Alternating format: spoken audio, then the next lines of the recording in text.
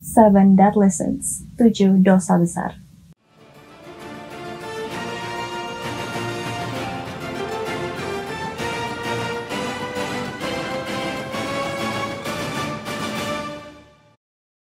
Apa aja 7 dosa besar yang kamu tahu? Kesombongan, keserakahan, kemarahan, iri hati, hawa nafsu, kerakusan, dan kemalasan. Itulah ketujuh dosa besar. Atau bisa juga disebut dengan 7 dosa mematikan. Mungkin sebelumnya kamu pernah denger ini di mana-mana, di buku, di film, di The Sims, di game, di agama. Tapi jangan coba-coba melakukan salah satu atau keseluruh dosa-dosa ini tanpa bertobat. Ketujuh dosa besar ini juga diwakilkan dengan ketujuh pangeran neraka yang diklasifikasikan oleh Peter Binsfeld. Kesombongan diwakilkan oleh Lucifer, keserakahan dikaitkan dengan Mammon, hawa nafsu dengan Asmodeus, iri hati dengan Leviathan, kerakusan dengan Beelzebub, dan kemalasan dengan Belphegor. Ketujuh pangeran neraka ini nanti aku bahas terpisah ya secara detail. Kali ini aku akan membahas 7 Deadly Sins, arti sebenarnya dari dosa-dosa ini masing-masing dan kenapa mereka begitu mematikan. Meskipun nggak disebutin secara literally dalam Alkitab, namun sebenarnya 7 Deadly Sins ini adalah konsep dari Christianity. Namun sebenarnya bangsa Yunani dan Romawi kuno ini punya konsep yang mirip-mirip. Begitupun juga dengan agama-agama lain yang ada di seluruh dunia. 7 Deadly Sins ini dipasangkan dengan 7 virtues atau 7 kebajikan. 7 kebajikan ini adalah iman, harapan, amal, ketabahan, keadilan, kesederhanaan, dan kebijaksanaan. Semacam contoh kayak gimana harusnya kita berperilaku dan gimana harusnya kita tidak berperilaku. Contoh misalnya kalau kalian punya karakteristik penakut, tapi terlalu penakut, jatuhnya menjadi pengecut. Nah, seorang pengecut ini bakalan banyak melewatkan hal-hal yang baik di dalam hidup. Nah, virtue atau kebajikan dari kepengecutan adalah keberanian. Ini contoh simpelnya. Kurang lebih, pengertian dari 7 dosa besar adalah perilaku yang tidak bermoral yang memisahkan manusia dari Tuhan dan akan menyebabkan manusia itu melakukan lebih banyak dosa. Dosa ringan mungkin akan melemahkan hubungan manusia dengan Tuhan, namun dosa berat akan memutuskan hubungan itu. Dipercayai bahwa berpaling dari Tuhan akan membuat seseorang lebih mungkin untuk melakukan apa yang dikenal sebagai dosa berat. Kalau suatu saat manusia ini mati tanpa bertobat atas dosa-dosa fana ini, dipercayai manusia ini akan langsung masuk neraka. Jadi 7 Deadly Sins ini sebenarnya adalah awal mula dari dosa-dosa berat atau semacam pencobaan yang mengarah ke lebih banyak lagi dosa. 7 Deadly Sins ini pertama kali dibahas oleh Paus Gregorius ke-1. Dia menulis tentang 7 dosa ini pada abad ke-6. Beberapa ratus tahun sebelumnya ada daftar 8 pikiran jahat yang ditulis oleh teologis Katolik yang bernama Evagrius. Mirip dengan 7 Deadly Sins, 8 pikiran jahat adalah kerakusan, nafsu, ketamakan, kemarahan, kemalasan, kesedihan, kesombongan, dan keangkuhan. 8 pikiran jahat ini kemudian diterjemahkan dari bahasa Yunani ke bahasa Latin oleh John Cassian. Lalu Paus Gregorius merampingkan angka ini menjadi 7 dosa mematikan. Kemudian pada abad ke-13, Thomas Aquinas memperluas gagasan mengenai 7 dosa mematikan ini. Sekarang kita bahas dari dosa pertama. Dosa yang paling pertama adalah pride atau keangkuhan. Bisa disebut juga sebagai kesombongan, biasa disebut sebagai bapak dari segala dosa. Ego diri sendiri. Keangkuhan ini dalam mitos Yunani dan Romawi dinilai sebagai salah satu kejahatan terburuk yang bisa dilakukan oleh seseorang. Tiap kali nih seseorang percaya bahwa mereka lebih baik atau setara dengan para dewa, mereka akan dihukum dan dijadikan contoh yang buruk untuk yang lainnya. Begitu seseorang akhirnya masuk ke dalam dosa kesombongan, ini melambangkan kurangnya kerendahan hati, kesejahteraan orang lain tuh nggak dipeduliin, dan yang penting keinginan mereka sendiri tercapai. Keegoisan ini tuh cuma awal karena pasti akan mengarah ke dosa lainnya. Contoh paling klasik yang kita tahu tentang kesombongan adalah Lucifer, malaikat Tuhan yang paling gorgeous, paling indah, Lucifer mulai mempertanyakan segala sesuatu tentang alam semesta yang diberitahukan kepadanya. Akhirnya dia mulai percaya kalau dia bisa menggantikan Tuhan. Bahkan dia merasa lebih baik daripada Tuhan sendiri. Hal ini menyebabkan Lucifer berdosa. Dia memberontak dan kalah. Karena pemberontakannya, dia diusir dari surga dan selamanya dikenal sebagai The Fallen Angel atau malaikat yang jatuh yang akan mewujudkan dosa kesombongan. Nah, lawan dari kesombongan ini adalah kerendahan hati. Dosa berikutnya adalah gluttony atau kerakusan.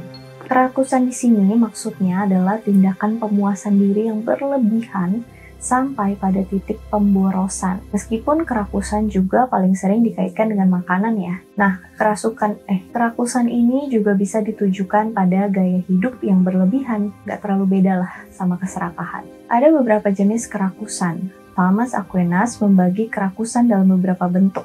Makan makanan yang terlalu mahal, mewah, atau eksotis. Makan makanan dalam jumlah berlebihan. Makan makanan yang membutuhkan persiapan yang rumit.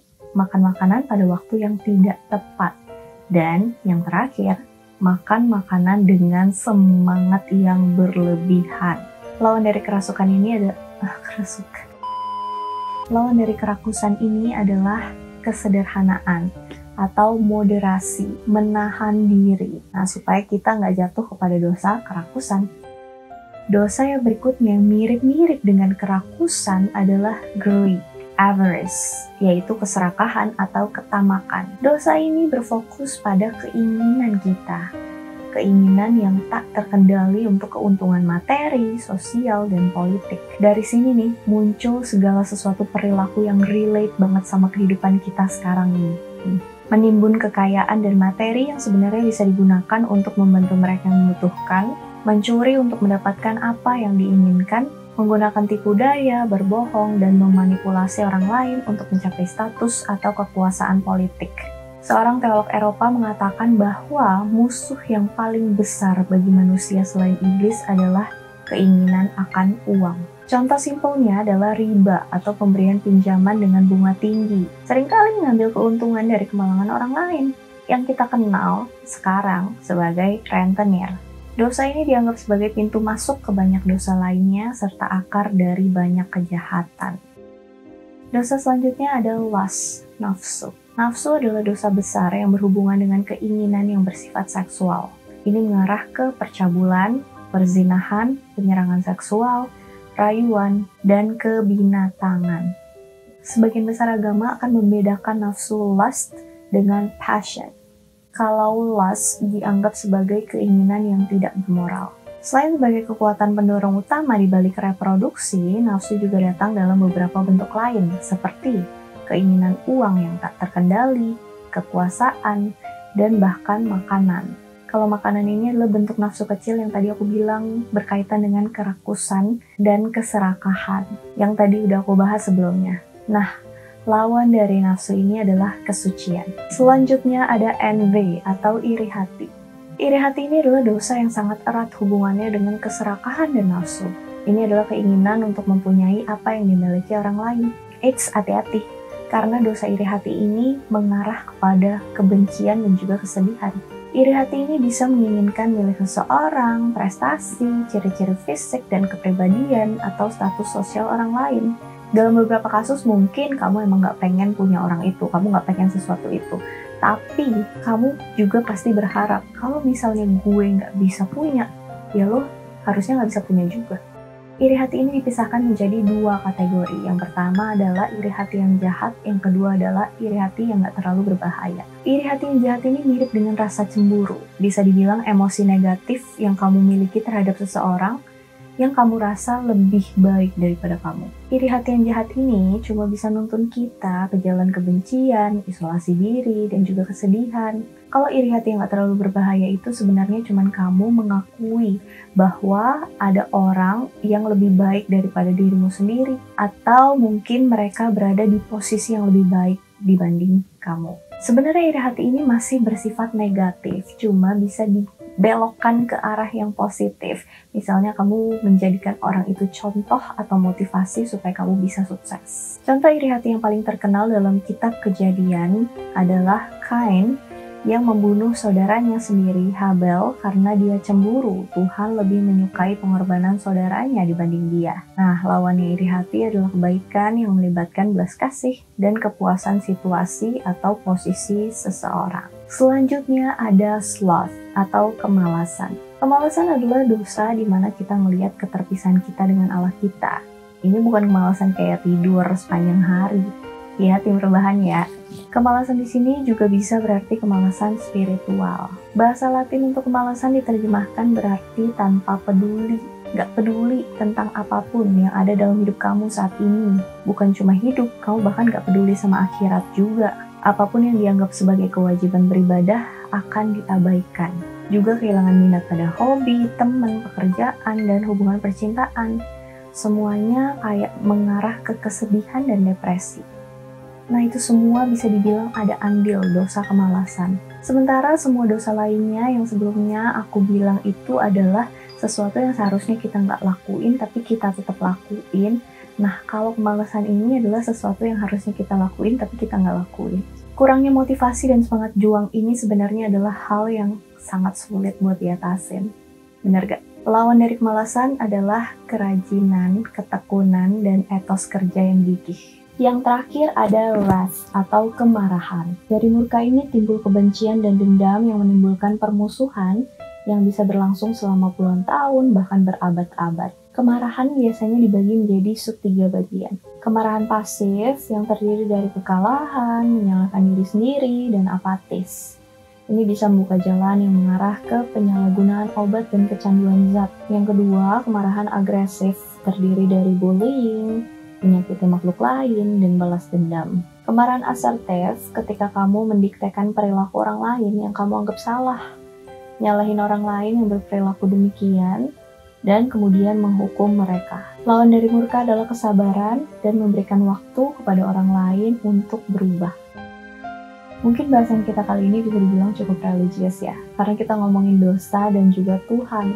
Tapi sebenarnya ini relate loh dalam kehidupan kita sehari-hari. Sebenarnya kalau mau ngambil sisi positifnya bisa banget loh. 7 Deadly Sins ini bisa kita terapin ke kehidupan kita masing-masing supaya menjadi bahan refleksi dan juga koreksi diri. Tujuannya sih cuma satu, untuk menghindari kita dari hal-hal buruk. Aku lihat kayaknya ada anime bacanya apa sih? Yang bertemakan 7 Deadly Sins ini. Dan juga banyak banget film yang membahas 7 Deadly Sins ini. Memang yang namanya dosa itu nggak bisa dipisahin dalam kehidupan kita. Yang penting gimana caranya kita menahan diri, cukup pisahkan yang mana menurut kita baik dan yang mana menurut kita buruk. Alright guys, thank you so much for watching. Hope you guys like it. Aku mencoba untuk lebih sering upload, seperti 2 kali seminggu. Kalau misalnya kalian bosan, ya aku balik lagi ke sekali seminggu. Alright, see you on my next video. Bye!